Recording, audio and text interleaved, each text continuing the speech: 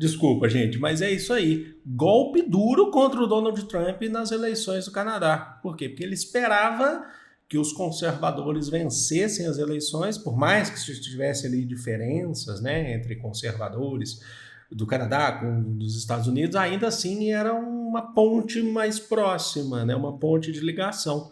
Mas os conservadores perderam as eleições e não foi dessa vez que eles conseguiram tirar os liberais do poder. Os liberais venceram, apesar de algumas ressalvas aqui que são importantes, e os liberais já entraram, agora, assim, já iniciaram, né, após aí já estavam no poder, mas já se pronunciaram contra a política do Donald Trump. É o que a gente vai ver hoje. Já vou até abrir aqui, ó, sem enrolação para vocês. O que está acontecendo? Nós tivemos ontem eleições no Canadá, né? E olha só, a gente teve a vitória do Partido Liberal. Os liberais estão no poder no Canadá já há 20 anos, certo? E o atual primeiro-ministro, que está desde março, depois de uma crise que o Canadá passou e tal, mas ele se mantiveram, ele ficou como primeiro-ministro sabendo que poderia sair, porque nas pesquisas eleitorais os conservadores estavam na frente cerca de 20 pontos percentuais. Aí você teve uma reviravolta. E essa reviravolta também foi causada por Donald Trump, do ministro Mark Carney, certo? Então você teve a vitória dos liberais nas eleições, do primeiro-ministro, que então vai se manter no poder. E aí, com isso, você teve a derrota do conservador Pierre Poilievre, né? Aí, assim, eu sei que tem gente que não gosta das minhas pronúncias, mas o importante é o conteúdo. Perdeu, estava na frente, estava empolgado, estava definitivamente achando que ia tirar os canadenses do poder, os liberais do poder, mas não foi o que aconteceu, tá? Vamos lá, então, para entender isso aqui. Apesar da vitória, meu celular tá... Pera aí, gente. Apesar da vitória, quem sabe faz ao vivo. Eita, exatamente, essa fera aí, meu. Apesar da vitória, o Partido Liberal ele não conseguiu a maior parte das cadeiras. Então, significa o quê? São 343 assentos, né, no parlamento, e então ele vai ter que fazer concessões, vai ter que negociar com outros partidos, incluindo, aí pode ser inclusive com pessoas mais à direita, tá? Conservadores. Liberal é direita, mas vocês entenderam. Enfim, e durante no dia da... Peraí, eu tenho que corrigir isso aqui. Durante o dia da eleição, não, Pedro Renault. Durante o dia da eleição, o Donald, foi ontem, dia 28 do 4, o Donald Trump ele voltou a provocar o Canadá, falando que o Canadá... inclusive, quando eu falei assim, o Canadá, que é o início do hino do Canadá, que é emblemático, né? Porque o Donald Trump já usou isso em redes sociais, falou, Canadá. Ele provoca o Canadá porque ele quer que o Canadá seja o 51º estado dos Estados Unidos. Ele voltou a provocar. Ele estava assim, sabendo na cabeça dele que os conservadores mais próximos do conservadorismo dos Estados Unidos venceriam as eleições. Então ele voltou a provocar. Gente... Eu escrevi outro negócio errado aqui, não é Mark. Gente, vamos lá. Ponto importante. Qualquer coisa eu corrijo agora já direto na caneta, tá? Então, a gente pega algumas coisas aqui. Esse discurso do próprio Donald Trump pode ter potencializado a reviravolta. Não especificamente esse que eu falei agora, que ele voltou a provocar. Mas a própria política do Donald Trump de humilhar, né, em palavras, o Canadá, ou de promover essa questão tarifária, é uma humilhação nacional. Provavelmente isso potencializou com que os canadenses não elegessem conservadores que seriam mais próximos ao Trump, e sim liberais que bateriam de frente com Donald Trump. Vocês compreenderam? Então, assim, por exemplo, o Canadá, você tem uma dificuldade muito grande de criação de uma identidade nacional por conta das províncias canadenses.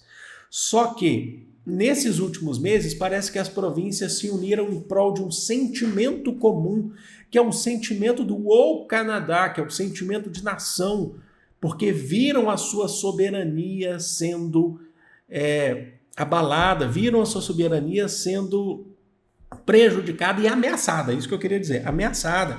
Então, possivelmente, o Donald Trump ajudou a eleger os liberais no Canadá, tá, a ter essa reviravolta que estava todo mundo indicando lá pro lado dos conservadores. E o Mark Carney, após a vitória, ele já discursou, certo, contra as tarifas do Donald Trump e pediu esforços, gente, conjuntos entre as siglas partidárias, até mesmo porque ele precisa fazer isso, porque ele já não tem mais, eles não têm a maioria no parlamento, mas também entre as províncias, para lutarem contra essa guerra tarifária do Trump, essa questão tarifária, que é Trump e o mundo, certo? Aí ele já tem apoios importantes. Por exemplo, eu estou olhando aqui, o governador da província de Ontário, que é o Doug Ford, que é o que fornece boa parte da energia elétrica, inclusive para o norte dos Estados Unidos, o Doug Ford já falou que vai atuar junto com o primeiro-ministro do Canadá contra os Estados Unidos. Em busca, por exemplo, uma das pautas grandes deles é a questão da energia nuclear, sabe? Contra os Estados Unidos. Outras coisas, a China já se pronunciou falando que está ansiosa para negociar com o Canadá, para ter boas relações comerciais, econômicas com o Canadá. A União Europeia já negociou. Claro, Emmanuel Macron, inclusive, já estava lá comemorando, pulando 2 metros de altura. Então, assim, já sabe que isso aqui é uma derrota também para o Trump. Sabe aquela questão do isolamento dele? Tá rolando. Vamos lá. E aí, quais as propostas que foram feitas durante a campanha aí do Mark Carney? Vamos lá, promessas, né? Construção de casas para solucionar a escassez de moradia. Então ele fala que ele vai construir casas. O Canadá tem escassez de moradia, até mesmo por questão geográfica e tal. Transformar o Canadá em superpotência elétrica e depender cada vez menos dos Estados Unidos. Aqui é promessa, gente. Não estou falando que ele vai cumprir, tá? Não sou eu. Eu sou um mero professor, tá? Aumento dos gastos com defesa. Aumento de gastos com defesa do Canadá. Por quê? Porque tem um aliado embaixo ali, territorialmente, do lado, né? Embaixo, vai. Mas que tem se mostrado rival.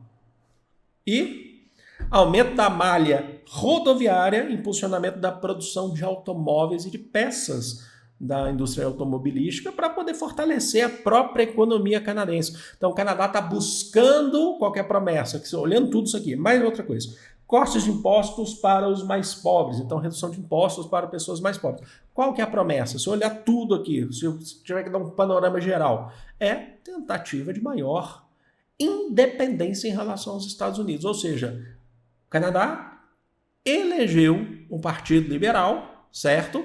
A população optou por bater de frente com Donald Trump, com a política dos Estados Unidos. Aquele sentimento nacional do Canadá, que até então era fraco, parece que vem se fortalecendo. E também outro ponto, o próprio Partido Liberal, que estava em crise, mas estava há muito tempo no poder, estava em crise por conta das questões econômicas e tal, e dessa relação com o Trump, sai fortalecido, apesar de não ter a maioria no parlamento. Mas eu quero saber de vocês. Assim, nunca olhe do ponto... O objetivo aqui. Se a eleição do Canadá representasse só o Canadá, não teria sentido fazer esse vídeo aqui de atualidades para vocês. Mas isso está relacionado ao mundo, à situação, à atual conjuntura internacional. Donald Trump, olha lá, do outro lado, União Europeia saudando Mark Carney. Do outro lado, a China falando que está ansiosa para fazer negociações, e é isso. Então tá aí para vocês. O que vocês acham? Deixa aqui nos comentários. Eu quero saber tudo o que vocês pensam sobre isso. Vou ficando por aqui. Amo vocês de coração. Um grande beijo. Fui! Oh, Canada!